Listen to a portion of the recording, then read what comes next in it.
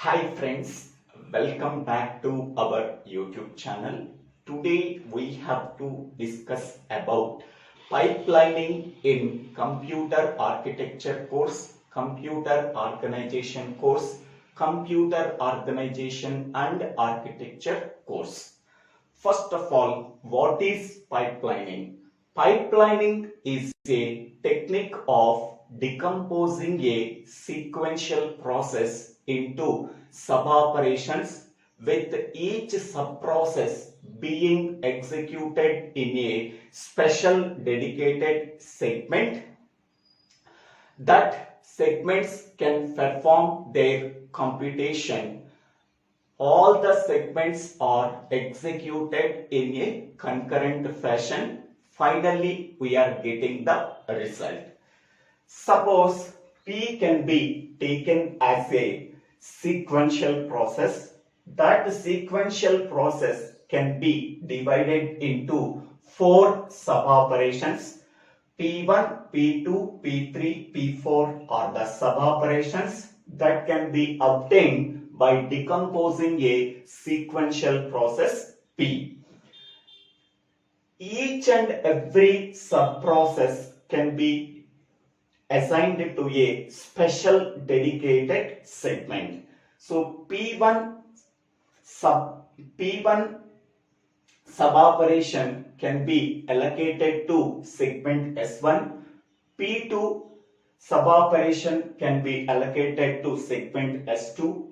P3 sub-operation can be allocated to segment S3. P4 sub-operation can be allocated to segment S4. So each and every segment can perform its sub-operation. Now, here we are applying the inputs for the first segments. After performing the computation within the segment S1, whatever the result we are getting, that result can be passed to the temporary register R1. This temporary register is used for receiving the result from the segment S1 and passes that result to the next segment S2. S2 can perform the computation. After performing the computation, whatever the result we are getting, that result can be passed to temporary register R2. The register R2 can pass that result to the next segment S3. Segment S3 can perform its operation. Whatever the result we are getting, that result can be passed to the temporary register R3. That result can be passed to the next segment S4.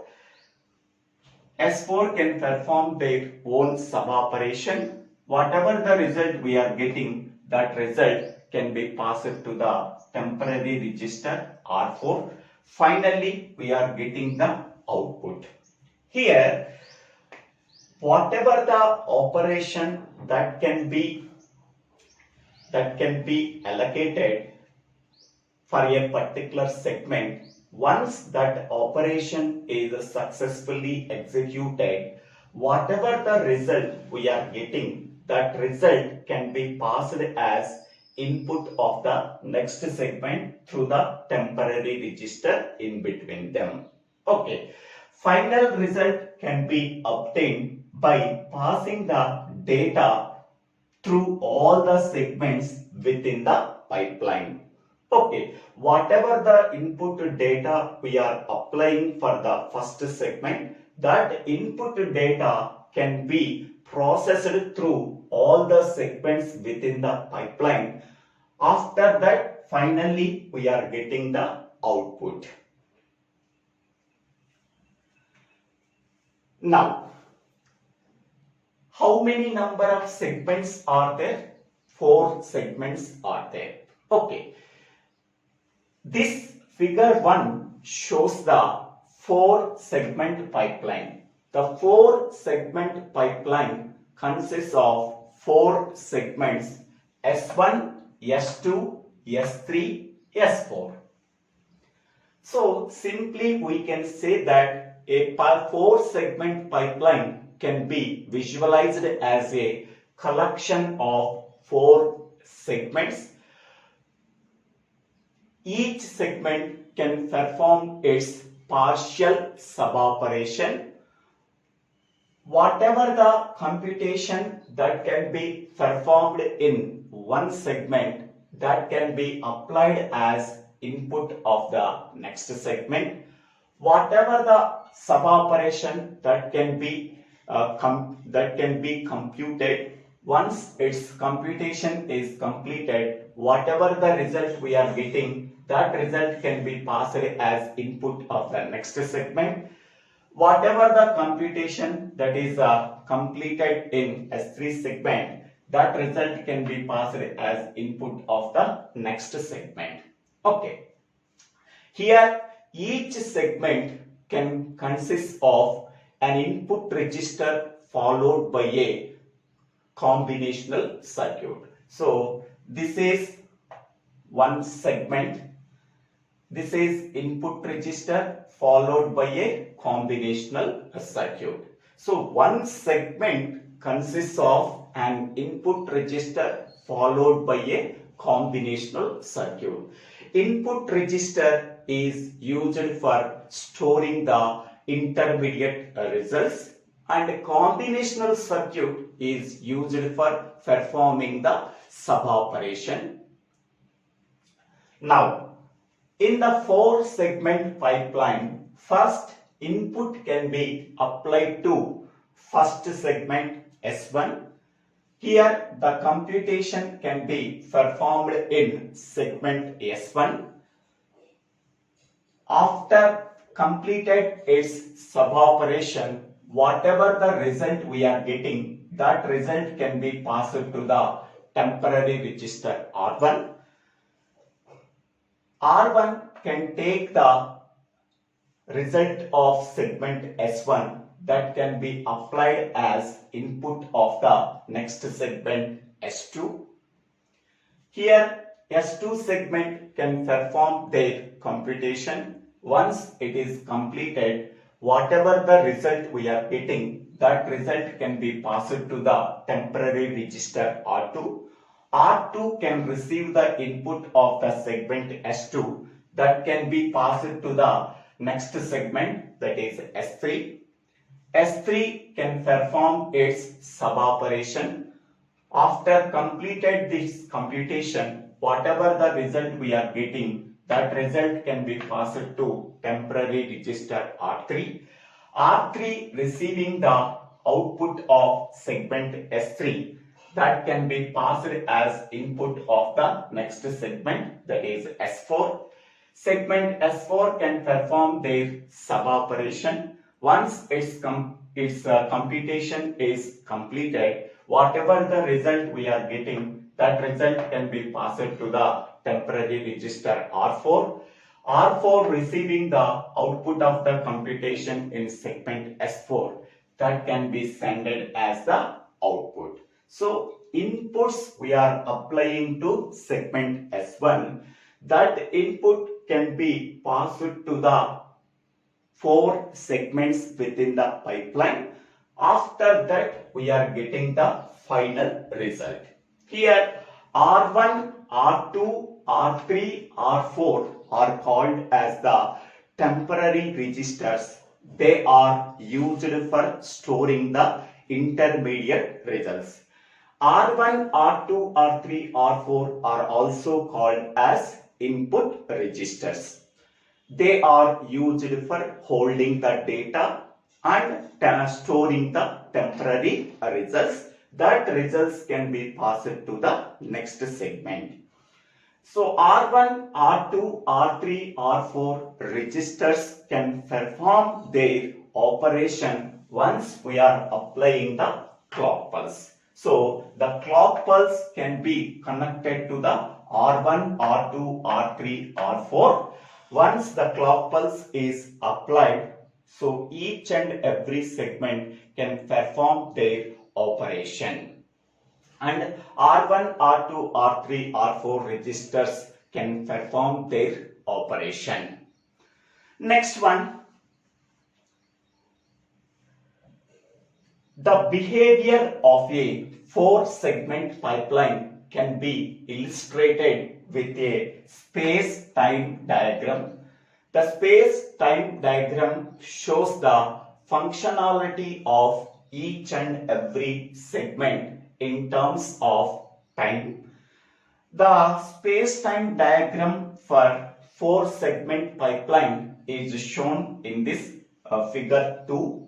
Here the horizontal axis represents the time in clock cycles and the vertical axis represents the segment number. Here how many number of segments are there? 4 segments are there. So segment 1, segment 2, segment 3, segment 4. Here these are the clock cycles 1, 2, 3, 4, 5, 6, 7, 8 and 9.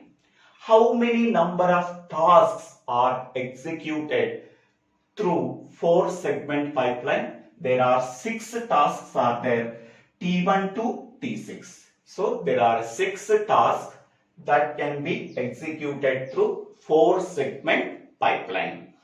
Now, in the first clock cycle, T1 task can be executed in segment S1. In the second clock cycle time, T2 task can be executed in segment S1. At the same time, T1 task can be executed in segment S2. Okay. At the same clock pulse, T2 task is executed in segment 1. T1 task can be executed in segment S2. In the third clock cycle, T3 task can be executed in segment 1. T2 task can be executed in segment 2. T1 task can be executed in segment 3. In fourth clock cycle, T4 task can be executed in segment S1.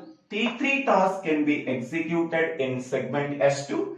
T2 task can be executed in segment S3. T1 task can be executed in segment 4. Okay.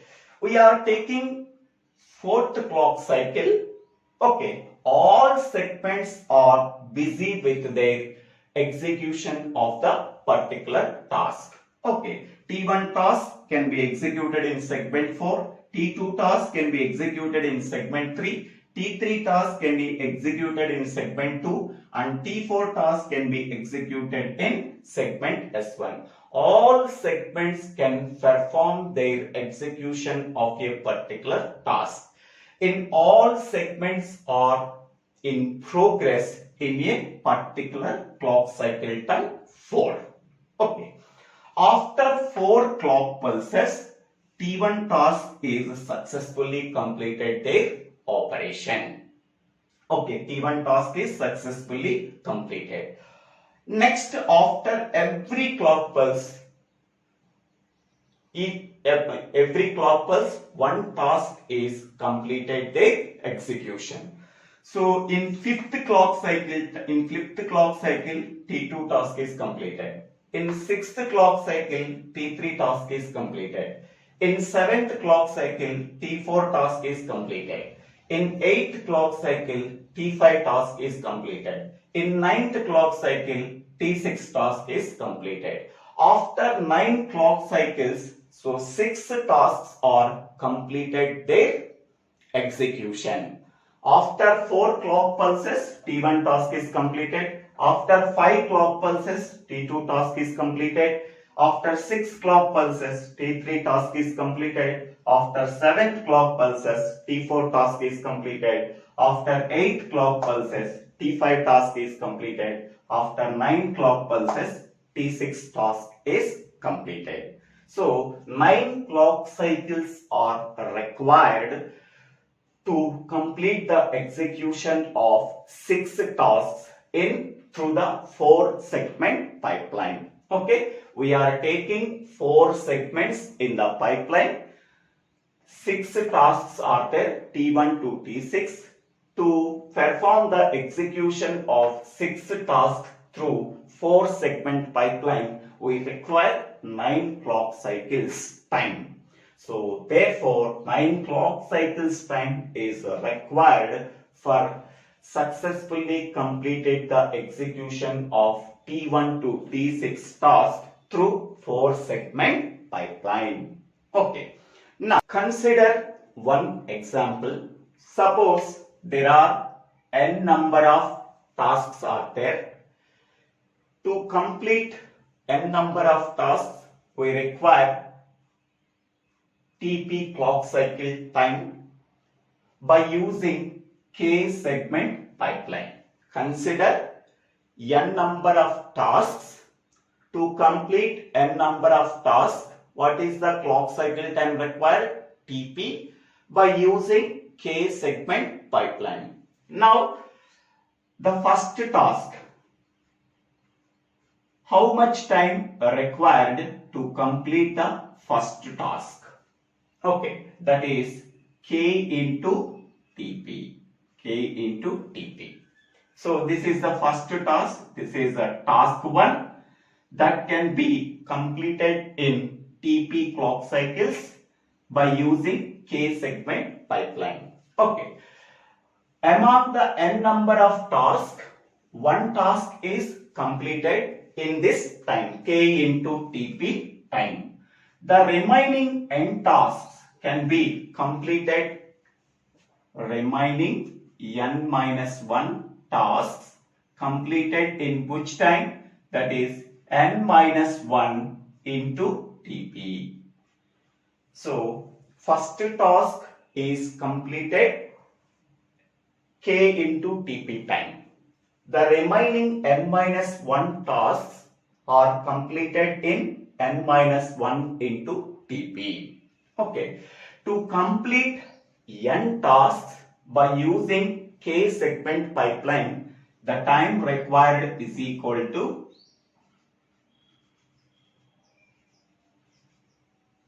complete n tasks using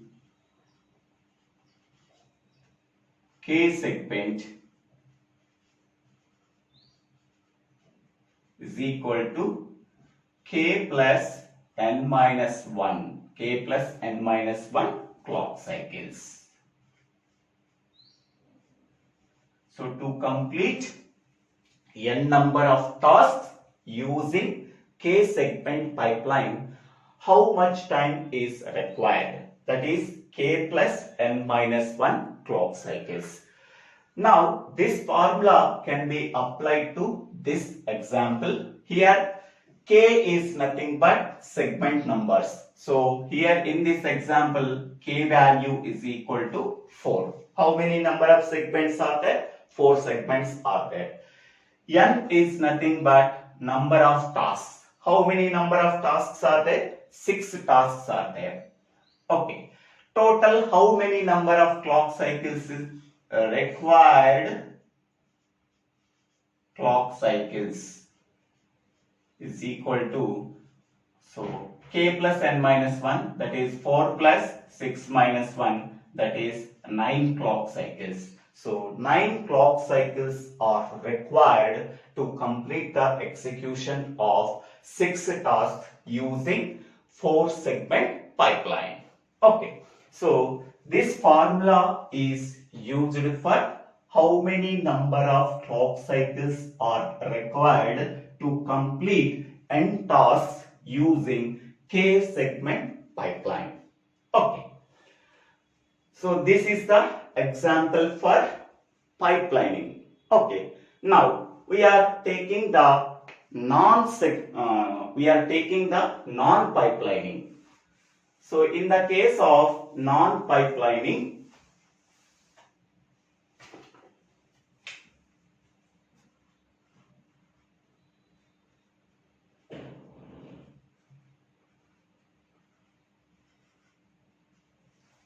we are executing n number of tasks. For executing one task, it required Tn time. Tn time is required to execute one task.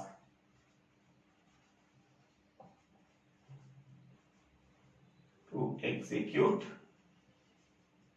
one task. Total time required is equal to total time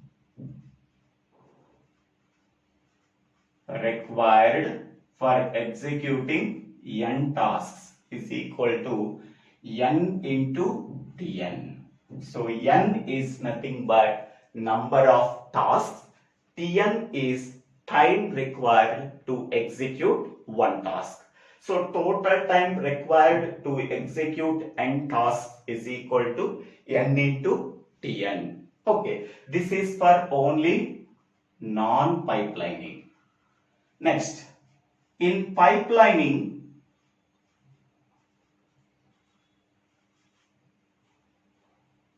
to execute n tasks, how much time required? So total time required to execute n tasks using k segment pipeline with clock cycle time Tp. That is nothing but k plus n minus 1 into Tp. Okay. So here to execute n number of tasks using k segment pipeline with the clock cycle time Tp. Total time required is equal to k plus n minus 1 into Tp. So now we have to find out the speed up. So speed up is nothing but ratio between non-pipeline to pipeline. So here ratio between non-pipeline to pipeline. What is the total time required to execute n number of tasks in non-pipelining? That is n into Tn divided by what is the total time required to execute n tasks using k segment pipeline? That is k plus n minus 1 into Tp. So this is called as speed up. Speed up is nothing but ratio between non-pipeline to pipeline. Okay, in the case of non-pipelining, we are executing n number of tasks. For executing one task, it requires Tn time. Okay, in the case of pipelining, so to execute n number of tasks using k segment pipeline with clock cycle time Tp is nothing but k plus n minus 1 into Tp. That ratio can be called as speed up. Okay, now I am taking one example.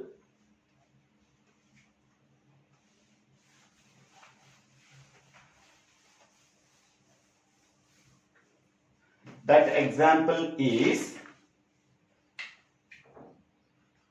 Tp is equal to 20 nanoseconds and K is equal to 4 and N is equal to 100. This is the example. Tp means clock cycle time required to complete one task is 20 nanoseconds. K is nothing but number of segments, that is 4.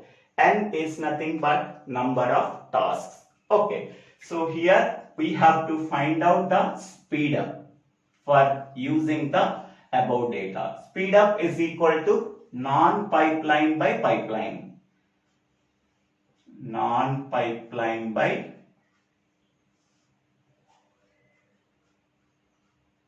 pipeline. So in the case of non-pipeline, what is the formula? That is N into Tp into K. K is nothing but number of segments divided by K plus N minus 1 into Tp.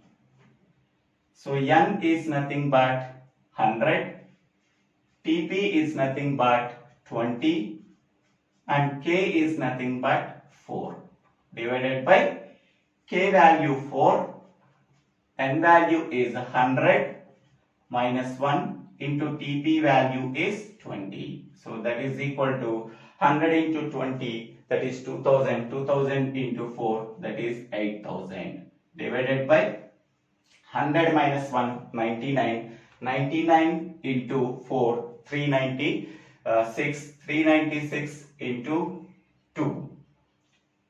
So here 100 plus 4, 104, 104 minus 1, that is 103, 103 into 20. So 236. So that is 2060. 2060. So what is the speed up ratio? The speed up ratio approximately is equal to 3.88. So in this way we have to find out the speed up ratio between non-pipeline to pipeline. Okay. In this way we have to explain the one example problem for finding out the speed up ratio by considering the non-pipeline and pipeline. So pipeline can be performed by executing n task using 4-segment pipeline. This is the space-time diagram. It shows the segment utilization in terms of time. Okay, this is the general structure of 4-segment pipeline. Now we are taking one more example how to execute AI into BI plus CI for I is equal to 1 to 7. That example can be shown in next.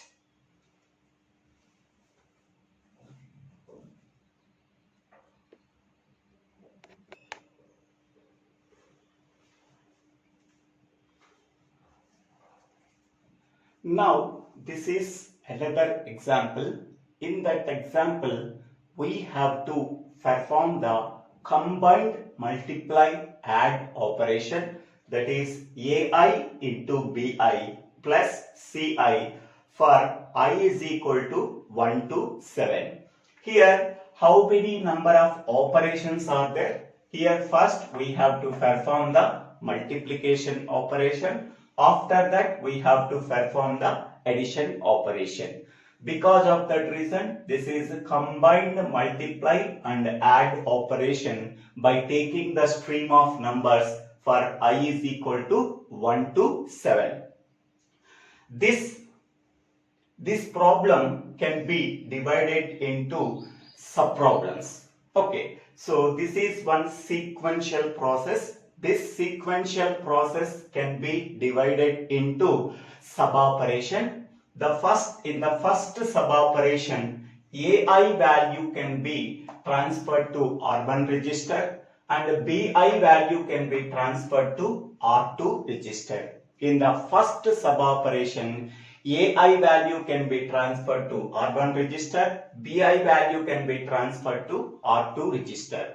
In the second sub-operation, we have to perform the multiplication between AI and BI. Whatever the result we are getting, that result can be transferred to R3 register. At the same time, CI value can be transferred to R4 register. In the third sub-operation, we have to perform the addition operation between R3 and R4. So R3 plus R4, that is nothing but AI into BI plus CI. Whatever the result we are getting, that result can be transferred to R5 register. Each and every sub-operation we require one or two registers. In the first sub-operation, we have to use 2 registers. In the second sub-operation, we have to use 2 registers. In the third sub-operation, we have to use only 1 register. R3, R4 are already used. Okay, so this can be shown in one diagram. Before applying this diagram, so this sub-operation can be assigned to segment S1. This sub-operation can be assigned to segment S2. This sub-operation can be assigned to segment S3. How many number of segments are there? 3 segments are there. Hence, we can say that this is 3-segment pipeline. Okay. To perform this operation, we require 3-segment pipeline because this sequential process can be divided into 3 sub-operations. Each and every sub-operation can be assigned to one dedicated segment. So, 3 sub-operation can be dedicated to 3 segments, so that we require 3-segment pipeline and 5 registers for storing the temporary results. Okay. So, here this is segment 1. This is segment 1 and this is segment 2. So, this entire thing is called as segment 2 and this entire thing is called as segment 3. This is segment 1, segment 2, segment 3. In segment 1, AI value can be transferred to R1 register, BI value can be transferred to R2 register. Next, in segment S2, whatever the content in R1 and R2, we have to perform the multiplication operation. Whatever the result we are getting, that result can be transferred to R3 register.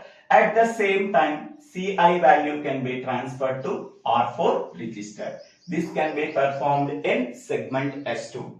Next, in segment S3, the content of R3 can be transferred to adder. The content of R4 can be transferred to adder. We have to perform the addition operation between the content of R3 and R4 register. Whatever the result we are getting, that result can be transferred to R5 register. This can be done in segment S3. Okay, so we have to use 3 segments to perform the execution of AI and BI plus CI. Okay. Now, content of registers in the pipeline. What is the content of registers in each and every clock pulse? First, I am taking clock pulse 1. In the first clock pulse, I am taking I value 1. Whenever I value is 1, in the first segment, A1 value can be transferred to R1 register, B1 value can be transferred to R2 register. Now, segment 2 does not perform any operation. Segment 3 does not perform any operation. Now, in the second clock pulse, I am taking I value can be taken as 2. Whenever I value can be taken as 2, A2 value can be transferred to R1 register, B2 value can be transferred to R2 register. Now, segment 2 can take the output of segment 1 as input and perform the multiplication operation. What is the output of segment S1 in the first clock cycle? A1, B1. Now we have to perform the multiplication operation between A1 and B1. Whatever the result we are getting, that result can be transferred to R3. Next, CI value can be transferred to R4 at the same time. So here C1 value can be transferred to R4 register. Segment 3 does not perform any operation. Now, in the third clock pulse, now I am taking I value as a 3. So in the first segment, A3 value can be transferred to R1 register, B3 value can be transferred to R3 register, R2 register. Now segment 2 can take the output of the segment 1. So that is taking A2 and B2 as inputs, perform the multiplication operation between A2 and B2. Whatever the output we are getting, that output can be transferred to R3 register. At the same time, the content C2 can be transferred to R4 register. C2 can be transferred to R4 register. Now, the segment 3 can take the output of segment 2. Segment 2 output is nothing but A1 into B1 and C1. Now we have to perform the addition operation between R3 and R4. That is nothing but AI into BI plus CI. That is nothing but A1 into B1 plus C1. After 3 clock pulses time, we are getting the output from the segment 3. First output we are getting from segment 3 after 3 clock pulses. Now, in the 4th clock cycle, now I am taking I value can be taken as 4. Whenever I value is 4, in segment 1, A4 can be transferred to R1 register, B4 can be transferred to R2 register. Now, segment 2 can take the output of segment 1, that is A3, B3. We have to perform the multiplication operation between A3 and B3. Whatever the result we are getting, that result can be transferred to R3 register. At the same time, C3 can be transferred to R4 register. Now, segment 3 can take the previous output of segment 2, that is A2 into B2 and C2. We have to perform the addition operation between R3 and R4 content. That is A2 into B2 plus C2. The second output we are getting in segment 3 after 4 clock pulses time. Next, in the 5th clock pulse time, I am taking I value as 5. Whenever I value is 5, in the first segment, A5 can be transferred to R1 register and B5 can be transferred to R2 register. Now, segment 2 can take the output from segment 1, that is A4, B4. We have to perform the multiplication operation between A4 and B4. That output can be transferred to R3 register. At the same time, C4 can be transferred to R4 register. Now, segment 3 can take the output from segment 2, A3 into B3, C3. In between them, we have to perform the addition operation. That result can be transferred to R5 register. A3 into B3 plus C3 can be transferred to segment register R5 in segment 3. The third output can be obtained in segment 3 after 5 clock pulses. Next I am taking 6th clock pulse time. Now I am taking I value as a 6. Okay. Whenever I value is a 6, A6 can be transferred to R1 register and B6 can be transferred to R2 register. In segment S2 can take the output of segment S1 from the previous clock cycle. So that is A5 and B5. In between them, we have to perform the multiplication operation. At the same time, C5 can be transferred to R4 register. Now, segment 3 can take the previous output of segment 2. So that is A4, B4, C4. In between them, we have to perform the addition operation.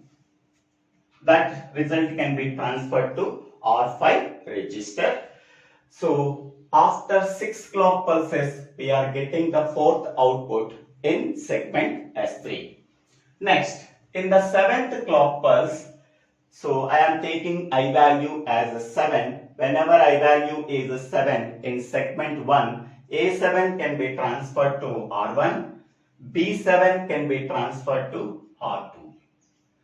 In segment 2, take the input of segment 1, so that is A6, B6. Okay, so in between them we have to perform the multiplication operation. Whatever the result we are getting, that result can be transferred to R3 register. At the same time, C6 value can be transferred to R4 register.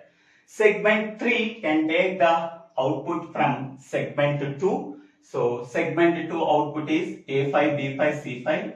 We have to perform the addition operation between A5, B5 plus C5.